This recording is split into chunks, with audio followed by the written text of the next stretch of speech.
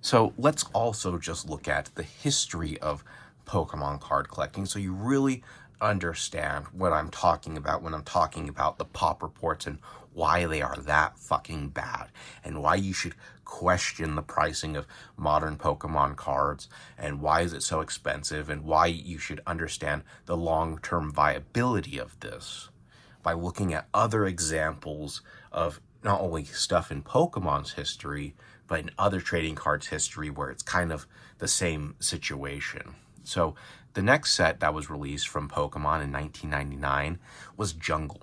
Let's look at Jungle's population report. Clefable Hollow First Edition, 69 copies, that's it. Let's look at Electrode, 116 copies.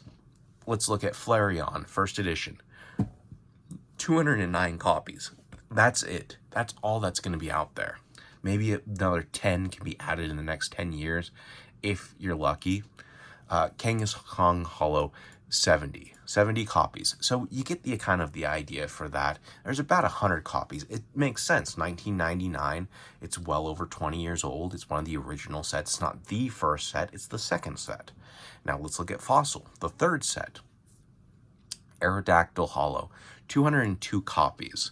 Let's see about the next one, the Articuno Hollow, 147 copies.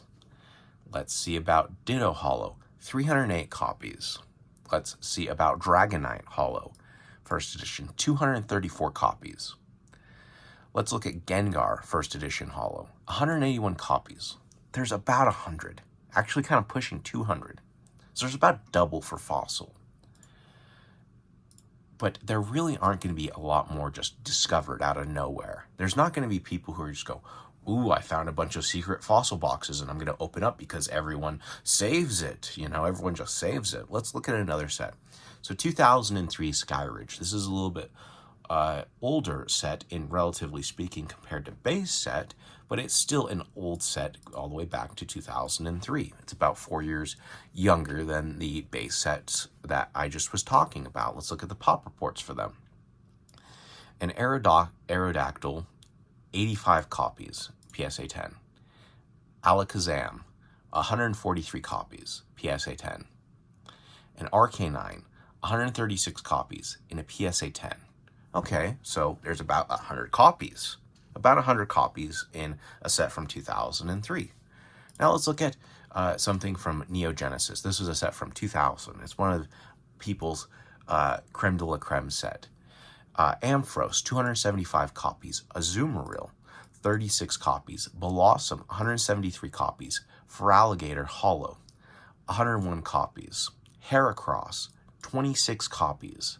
Jumpluff, 35 copies. Okay, still kind of, is in that ballpark of about 100 cards or less for a super old set. Now let's look at something like from 2006.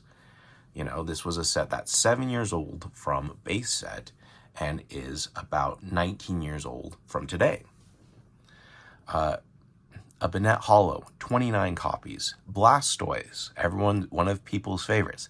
It's only 60 copies. Okay. Charizard from there, 80 copies. A Dugtrio Hollow, 47 copies. So about 100 from a set from 2006. Let's look at a set from a little bit closer to the middle age of the Pokemon era, 2011. Pokemon Call of Legends. You're going to look at Clefable Hollow, 8 copies. You're going to look at Deoxys Hollow, 14 copies. A Dialga Hollow from there, 13 copies. An Espeon Hollow from there, 36 copies in a PSA 10. So this also goes for the same thing. There's about 100 or less copies from 2011 set. Now let's look at Heart Gold Soul Silver from 2010. Another really good set that a lot of people like. Arcanine, 3 copies. Azumarill, 0 copies, 19 copies in a PSA 9.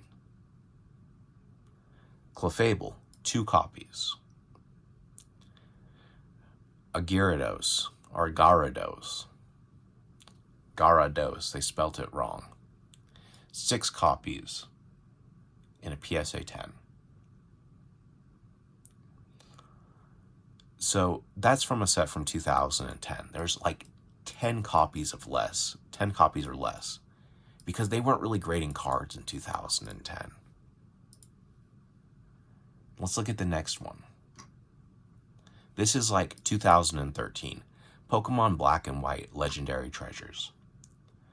Let's look at the 2 most important cards from that set.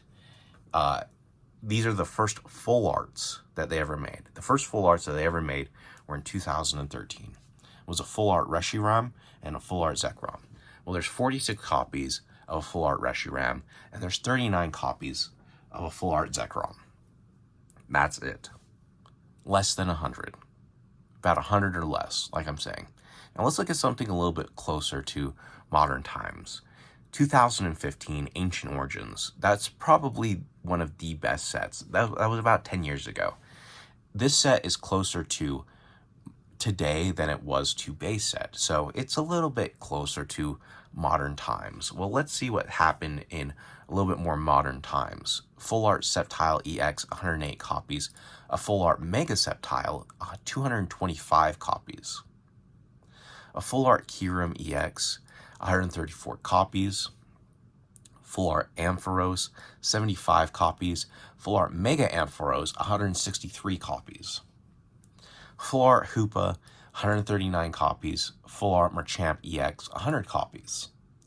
So from 2015, you're still getting that about 100 copies per card for the rare hits from the sets.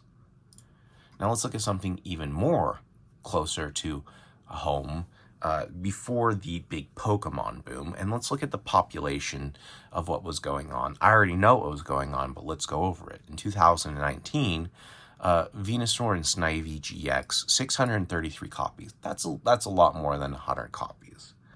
We saw there was times where there was 100 copies of a card, maybe 200 copies. And sometimes there are copies of cards where there were 10 or less before 2019. So from 1999 to about 2013, going up to Ancient Origins, there were even Ancient Origins. There was only about that. But now we're getting into 2019, and we're starting to see half of 1,000 of cards. So around 633 for there. Whoa! Charizard and Braixen GX, 4,083 copies. Okay. Blastoise and Piplup GX, 958, almost 1,000 copies. Solgaleo and Lunala GX, 551 copies.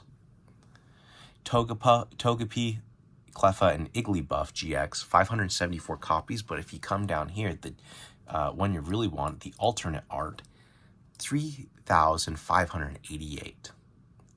Arceus, Dialga, and Palkia GX, 1,066. Reshiram and Zekrom GX, 1,038.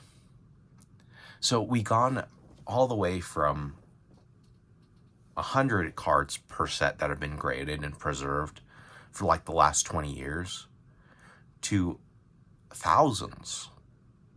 We're now seeing 4,000. We're now seeing about 1,000. And this is a set from 2019. Here's another set from 2019.